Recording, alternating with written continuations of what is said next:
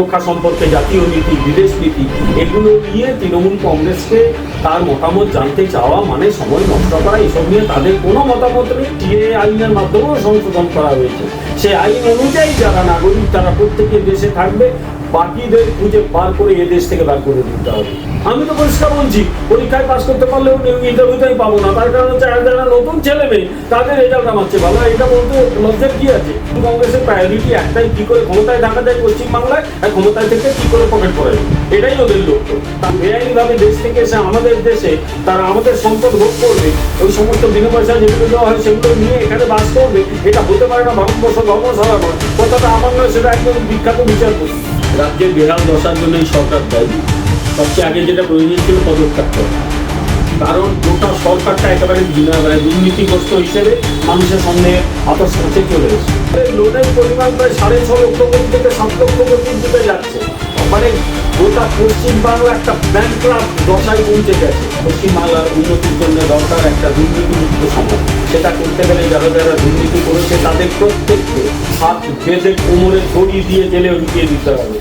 ভারত বাংলাদেশের যে সীমান্তবর্তী অঞ্চলগুলি রয়েছে সেখানে একদিকে যেমন রোহিঙ্গা অনুপ্রবেশ, এছাড়াও বাংলাদেশের তরফ থেকে জঙ্গিকে ঢোকানো হচ্ছে এই বাংলায়, কিন্তু রাজ্য সরকারের সেরকমভাবে আমরা অ্যাক্টিভিটি দেখতে পাইনি এটা নিয়ে। কিন্তু পেহেলগাঁওয়ের পর হঠাৎ করে দেখলাম মুখ্যমন্ত্রী হোক কিংবা অভিষেক বন্দ্যোপাধ্যায় তাদের যে বাণী জঙ্গির সম্পর্কে তাদের যে মতামত, সেই মতামত পাল্টে গেছে। এবং খোদ অভিষেক বন্দ্যোপাধ্যায় তিনি পাকিস্তানের যে পাক জঙ্গি রয়েছে তার বিরোধিতায় নেমে পড়েছেন, এমনটা কেন? এখন বিদেশের মাটিতে ভারতের একটা সংসদীয় প্রতিনিধি দল গেছে, সেখানে তৃণমূল একজনকে দিয়েছে, তিনি গেছেন এবং সেখানে কি কি ঘুরতে হবে সেটা আমাদের যাওয়ার আগে ভালো করে পই করে বুঝিয়ে দেওয়া হয়েছে, সেগুলোই বলেছেন।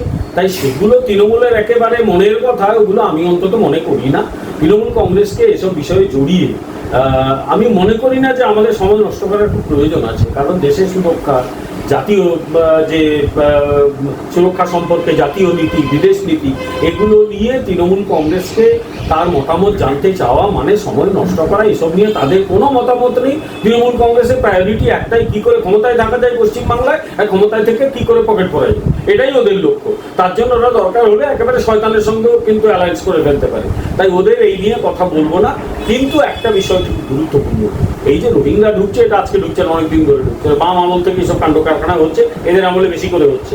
হয়তো আজকে একটা জায়গা বললাম ব্যারাকপুরের কাছে নাকি তাকে স্থানীয় কিছু ওই মাতব্বর বসিয়েছিল, তারা কোথাও হাওয়া হয়ে গেছে। এই লোকগুলো কোথায় গিয়ে মিশে যাচ্ছে, মানে ভারতীয় সমাজ এগুলোকে খুঁজে বার করার দরকার এবং সেগুলোকে সব কটাকে ডিপোর্ট করার দরকার। কারণ এরা হচ্ছে largest threat to Indian security যে সিস্টেম রয়েছে, তার কাছে এরা কিন্তু থ্রেট।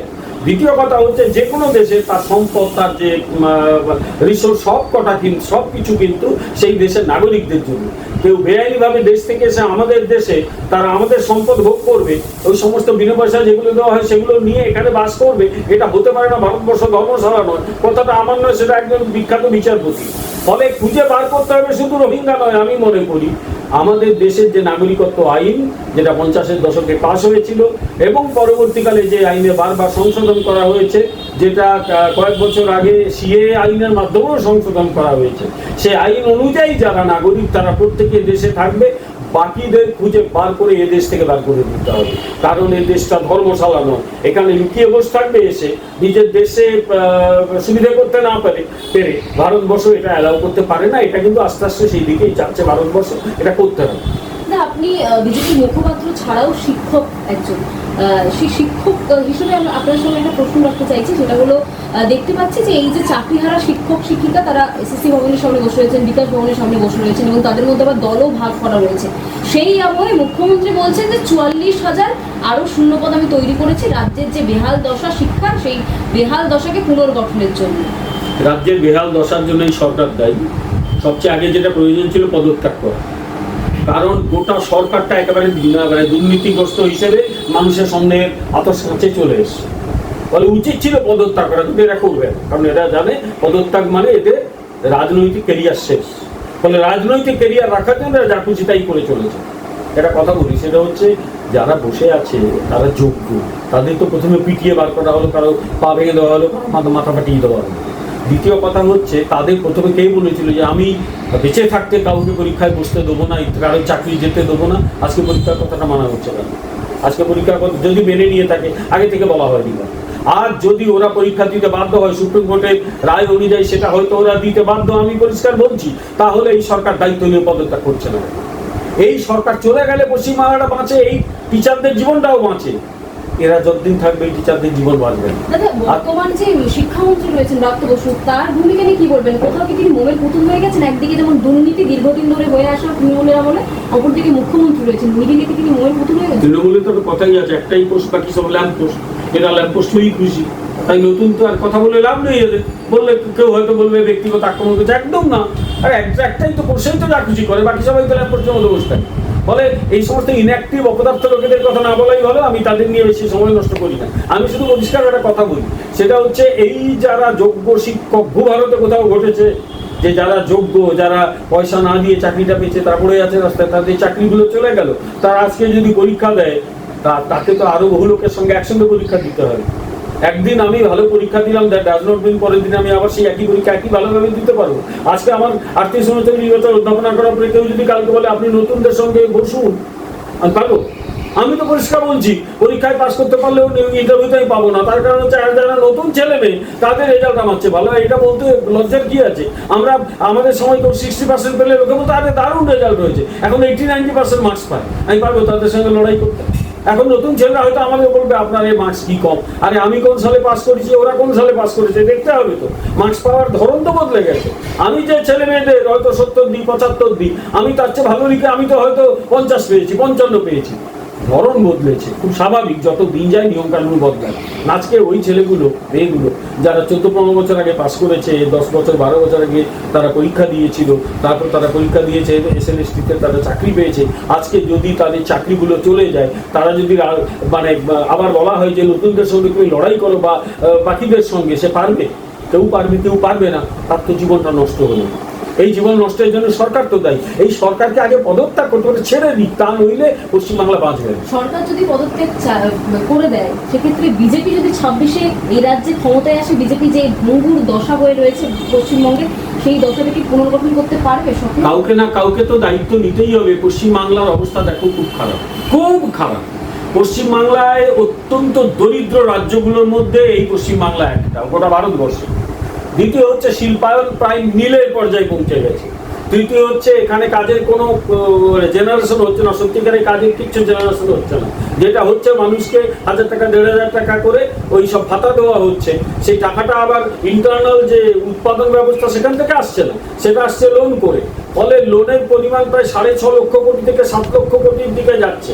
ওখানে গোটা পশ্চিমবাংলা একটা ব্যাংক্রাফট দশায় পৌঁছে গেছে। দাদা, যদি মুখ্যমন্ত্রী পদত্যাগ করেন, যেটা বিজেপি বারবার চেয়ে আসছে, সেক্ষেত্রে রাজ্যের শিক্ষা, স্বাস্থ্য এবং বাকি যে ভঙ্গুর দশাগুলি রয়েছে, কর্মসংস্থান, বিজেপি পুনর্গঠন করতে পারবে? বিজেপি সেই চ্যালেঞ্জ নিতে প্রস্তুত। এর চেয়েও খারাপ অবস্থা বা এইরকমই খারাপ অবস্থা হয়েছিল বিহারে। নীতিশ কুমারকে যখন সেই আজ থেকে কত বছর আগে বিজেপি সাহায্য নিয়ে তিনি প্রথম মুখ্যমন্ত্রী হয়েছিলেন, তিনি একটা কাজ করেছিলেন যে যারা যারা অন্যায় করেছে প্রত্যেককে জেলে পুরে দিয়েছিলেন। বিহার কিন্তু সেই মানে ফেল স্টেটের তকমা থেকে আস্তে আস্তে বেরিয়ে এসেছিল, কিন্তু এখনো অব্দি যা ক্ষতিটা করে গেছিল লালু প্রসাদ, বিহারকে সেখান থেকে পুরোপুরি বার করাটা কঠিন হয়নি। কিন্তু তারপরেও দেখবে বিহারের লোকজন যারা সরকারি চাকরি করে তারা কিন্তু ভাতা মানে ডিএটা প্রায় কেন্দ্রীয় হারেই পায়। বিহার সরকার দিতে পারছে, আমাদের পশ্চিমবঙ্গের তথাকথিত উন্নত সরকার দিতে পারেনি। ফলে আমরা পারবো, বিজেপি চ্যালেঞ্জটা নিতে প্রস্তুত। কারণ আমরা এই রাজ্যে প্রথম যেটা করব সেটা হচ্ছে যারা দুর্নীতি করেছে তাদের জেলে পাঠানো, যারা অন্যায় করেছে, মানুষের উপর অত্যাচার করেছে তাদের জেলে পাঠানো হবে। এখানে কর্মসংস্থানের জন্য এখানে শিল্পায়ন হবে, ভাতা মানুষকে যারা প্রয়োজন। বিভিন্ন রাজ্যে আমাদের বিজেপিও তো ভাতা দেয় না তা তো না। মধ্যপ্রদেশে লাডলি যোজনা কারা চালু করেছে? বিজেপি চালু করেছে। আরে এখানে কন্যাশ্রী চালু অনেক আগে, লাডলি বাহিনা যোজনা মধ্যপ্রদেশে চালু হয়ে গেছে। শিবরাজ সিং চৌহান চালু করেছিলেন। বুদ্ধিটা ভালো করে দেখো, একটা মেয়ে কন্যা সন্তান জন্মালে মধ্যপ্রদেশে সরকার কি করে, তার নামে একটা নির্দিষ্ট অঙ্কের টাকা পোস্ট অফিসে এনএসসি কেটে দেয়। সে যখন 18 বছর হয় সেই টাকাটা দেখো রোল করছে, পোস্ট অফিসের মাধ্যমেই রোল করছে, এবং সে যখন 18 হবে সেই টাকাটা থোক পাবে, তাতে তার পড়াশোনা বা অন্যান্য কাজগুলো সে করতে পারবে। এখানে নাও 1500 টাকা আমাকে ভোট দিয়ে দাও, এই নাও 1000 টাকা আমাকে ভোট দিয়ে দাও। এই রাজনীতি কিন্তু পশ্চিমবাংলাকে খতম করে দিয়েছে। আমরা যারা প্রয়োজন তাদের তো আমরা গত নির্বাচনেও বলেছিলাম যে আমরা অনেক বেশি করে এই ভাতা দেব মহিলাদের, যারা নিডি তারা অনেক বেশি ভাতা পায়। একদিকে যেমন 2026-এর জন্য বিজেপি চ্যালেঞ্জ নিতে প্রস্তুত রয়েছে, অপরদিকে দেখা যাচ্ছে বিজেপির উত্তরবঙ্গে ভাঙন ধরতে শুরু করেছে। সেই ভাঙন সারিয়ে কতটা প্রস্তুত 26-এ? উত্তরবঙ্গে কোথায় ভাঙন?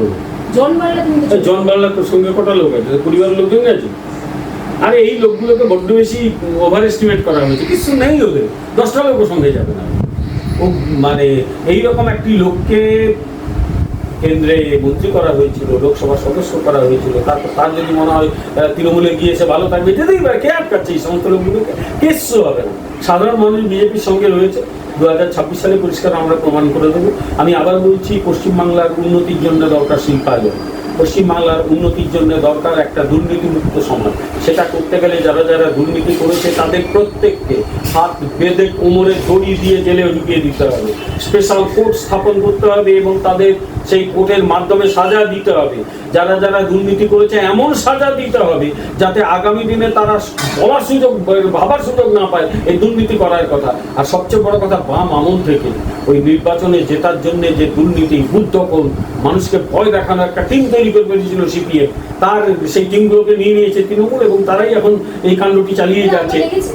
আগের যে 2021-এর যে বিধানসভা, সেখানে দেখেছি তৃণমূল থেকে বহু নেতৃত্ব তারা বিজেপিতে চলে আসে, পদ না পাওয়ার পরে আবার তৃণমূলে ফিরে যায়। 26-এ তো বিধানসভা ভোট রয়েছে, যদি তৃণমূল থেকে প্রথম সারির নেতৃত্বরা বিজেপিতে আসে, তাহলে বিজেপির যে দীর্ঘদিনের যে লড়াকু যারা রয়েছেন, সৈনিক বলে আপনারা দাবি করেন, তারা কি মেনে নেবেন তাদেরকে? আমি পরিষ্কার বলি, আমি যেটা বলেছিলাম লাইনটা আগে শেষ করি, সেটা হচ্ছে সিপিএম এর রাজ্যে ইলেকশন মেশিনারি বানিয়েছিল ভোট লুট করতে, তাই রিগিং, ভোট লুট, বুথ দখল, বুথ জ্যাম, এগুলো সিপিএম এর ছিল একটা কাজ।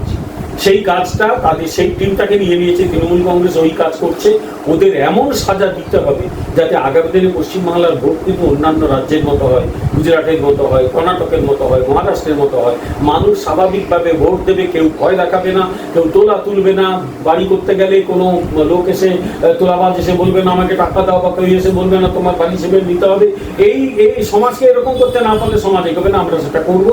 আর দ্বিতীয় কথা, যারা অন্যায় করছে যে দলে যাক তারা সাজা পাবে, এবং বিজেপিতে যারা বিজেপির একনিষ্ঠ কর্মী তারাই বিজেপিতে আগামী দিনে যথেষ্ট সম্মান পাবে, এ নিয়ে সন্দেহের কোনো অবকাশ নেই। সে ব্যাপারে আপনাকে আমি অ্যাসিওর করতে পারি। বাংলা হান্টের আরো খবর দেখতে নজর রাখুন। বাংলা খবর মানেই বাংলা হান্ট।